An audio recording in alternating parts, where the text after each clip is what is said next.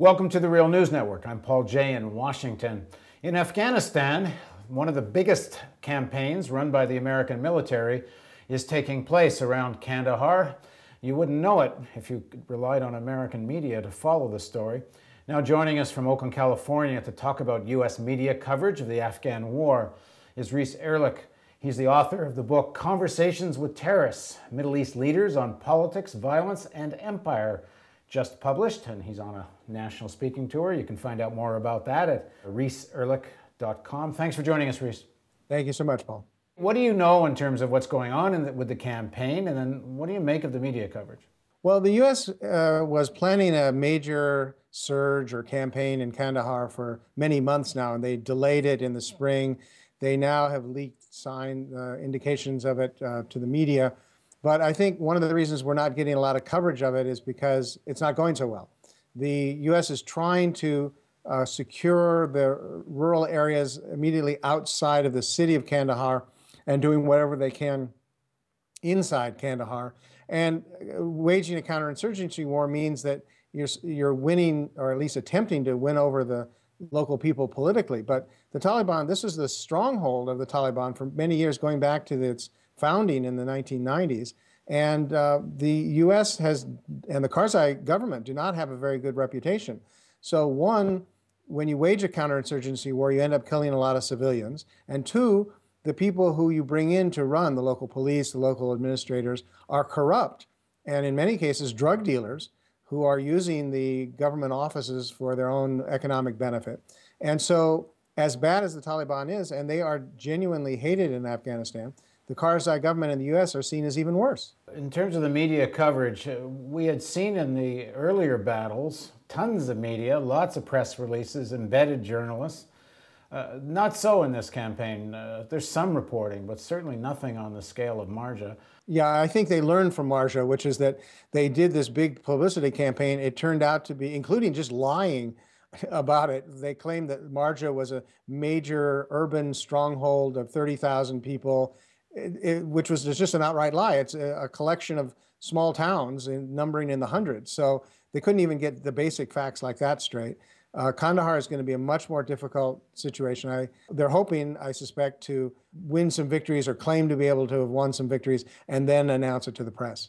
Now, 60 Minutes did do a piece which put a pretty gloomy picture on the campaign. Here's a little clip from what 60 Minutes did a couple of weeks ago. Is it your sense that you're winning here? I think we're winning. I think we're winning. You don't look convinced. I'm not 100% convinced. I mean, but you can't look at it like we're losing. I'm not going to come here and lose. So do I think we've gained ground? Yes. Is it enough ground? No. I would like to say that if given another 6 months here, I could bring in the next village, the next 2 villages, and bring them to my side. But you can't. I can't. I'll never give up on it. But at times I wonder if I walk out of here tomorrow, where's this place at? Where do you think? Well, it's lost. So what did you make of the 60 Minutes piece, Reese? It was surprising in that part of the broadcast was fairly honest about how difficult the situation the U.S.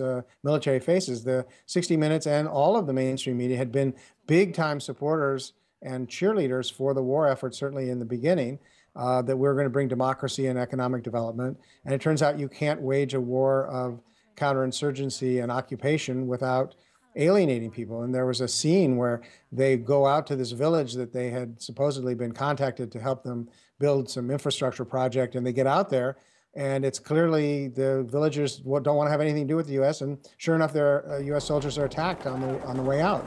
And I suspect that those kinds of confrontations are happening more and more because the U.S. war effort is so unpopular among ordinary Afghans right now.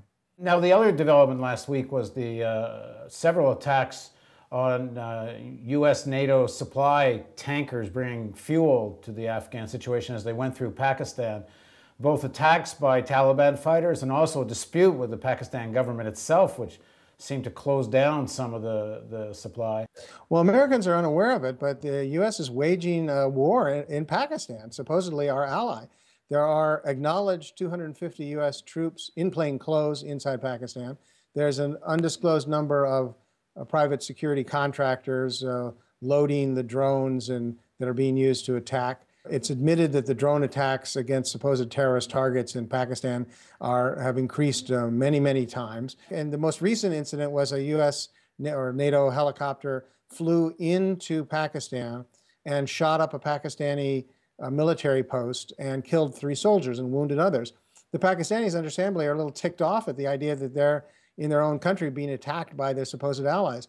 So the Pakistanis are showing that they have some skin in the game, if you will, and they've closed down the border and backed up all the supply trucks that include fuel and tanks and other military equipment.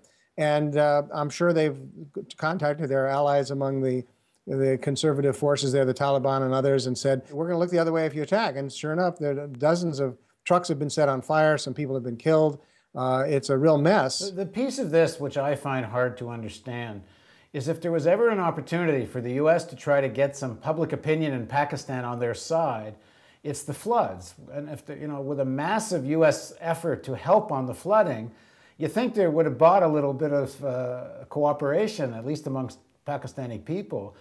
But it seems so modest, so limited what the U.S. is doing to help what the UN has called the worst natural disaster they've ever seen. Yeah, if this was any other country other than Pakistan, you would see massive daily coverage of movie stars going over to help the poor Pakistanis and U.S. planes unloading supplies, etc.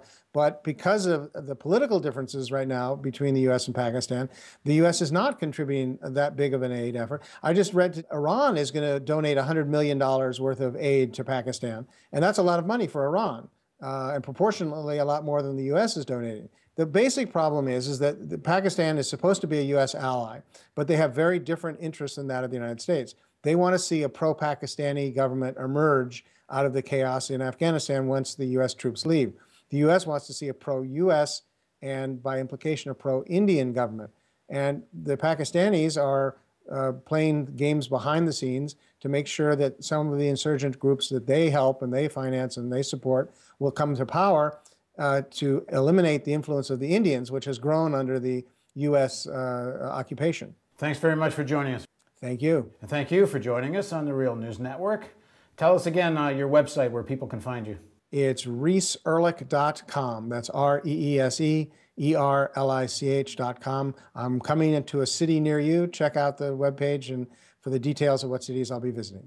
Cool, thanks. And thank you again for joining us on the Real News Network.